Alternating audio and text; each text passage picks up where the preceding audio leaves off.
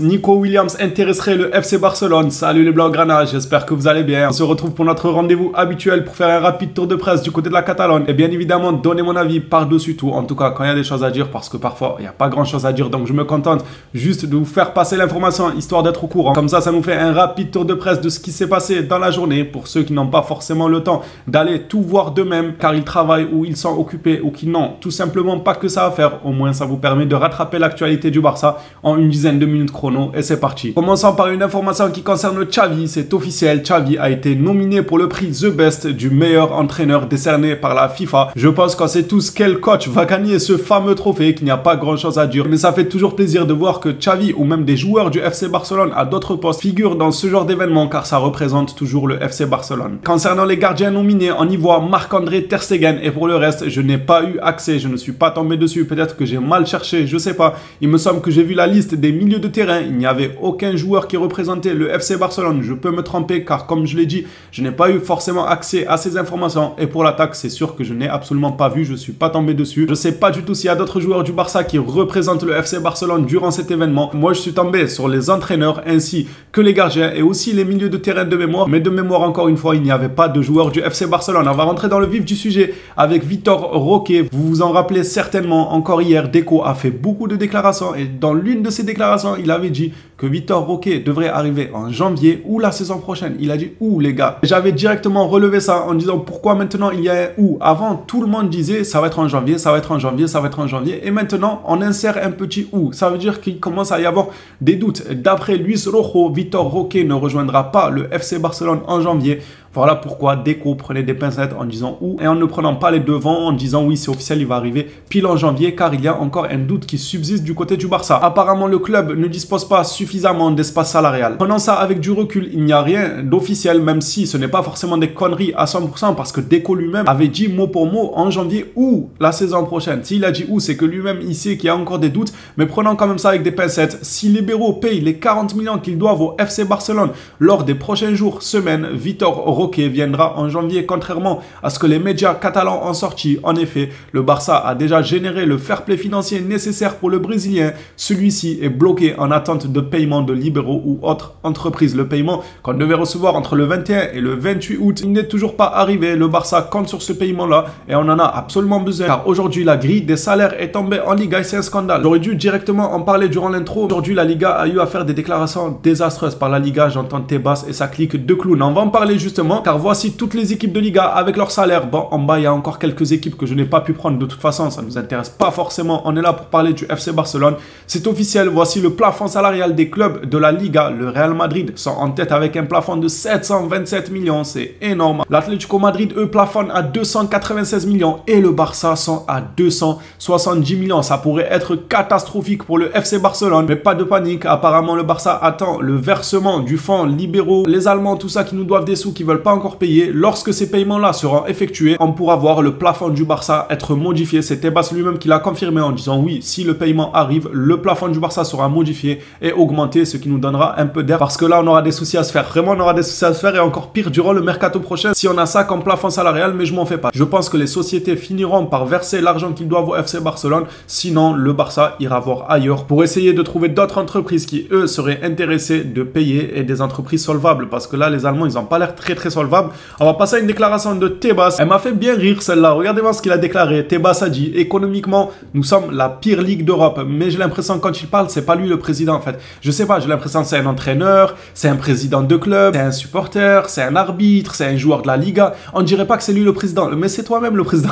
C'est toi qui es censé gérer ça. Dis-toi que si économiquement tu as la pire ligue d'Europe, c'est d'une manière ou d'une autre, tu es mêlé à ça. Tu ne peux pas dire non, moi je suis pas concerné, j'ai très bien fait mon boulot, c'est à cause des clubs, c'est à cause du Covid. Non, tu es directement concerné. C'est qu'à un moment ou à un autre, tu n'as certainement pas été correct et tu viens nous parler comme si ce n'était pas toi le président de la Liga en nous disant économiquement, nous sommes la pire ligue d'Europe. Dis-le toi à toi directement, c'est toi le président. Tu as aussi ta part de responsabilité et vous allez voir sa clique de clown. Regardez ce que Gomez a déclaré concernant Joao Félix et sa signature en prêt du côté du Barça. Joao Félix, que le club paye le joueur un tel salaire est une chose. Nous, à la Liga, on valorise personnellement le vrai salaire qu'il aurait dû recevoir. Le Barça le paie bien moins. On l'a valorisé. Mais qu'est-ce que ça veut dire ça? Je sais pas si vous avez très bien compris le message. C'est vraiment une dinguerie, c'est une folie. En gros, Joao Félix pour signer au Barça, il a fait un effort salarial. Mais eux là, la bande de clowns à la tête de la Liga, ils ont dit non, nous écoutez, on veut rien savoir. Félix, on l'a valorisé à une telle somme. S'il veut faire un effort salarial, ça c'est votre souci. Par exemple, un exemple tout bête pour que vous compreniez très bien. On va dire la Liga valorise Félix à 50 euros. Ça c'est le montant auquel la Liga valorise Félix. C'est ok. Maintenant, Félix, pour rejoindre le Barça, il veut faire un effort sur son salaire, il veut être payé 20 euros. Donc le Barça va payer Félix 20 euros.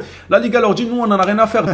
C'est un truc de fou, je sais pas si on s'en rend compte. Moi j'ai une question. Maintenant qu'ils veulent procéder comme ça, ok, c'est pas grave. Valorise le joueur à une certaine somme, ça c'est une chose que le Barça le paye moins, nous on l'a valorisé à une certaine somme. D'accord, maintenant les joueurs surpayés, Umtiti, l'anglais, tous ces joueurs-là qui avaient des contrats en or surpayés, est-ce que vous les valorisez à moindre coût? Dites-nous, expliquez-nous. Si le Barça paye par exemple, on va dire l'anglais 70 euros, c'est que des chiffres pour vous expliquer les gars, on va pas parler en millions, sinon ça ne va pas être très clair pour tout le monde, du coup on parle avec un petit montant pour que ce soit un peu plus clair. Si l'anglais, le Barça le paye 70 euros, la Liga ne valorise certainement pas l'anglais à 70 euros, ils doivent le valoriser à 30, 40 euros. Du coup, est-ce qu'ils disent quelque chose? Est-ce qu'ils disent au Barça, ok, vous payez l'anglais 70 euros, nous ne vous inquiétez pas, on va le valoriser à 30 euros. Ils ne disent pas ça. Alors pourquoi dans le cas inverse, face à Félix, ils disent ça? Que ouais, vous pouvez le payer autant que vous voulez, nous on a une valorisation du joueur.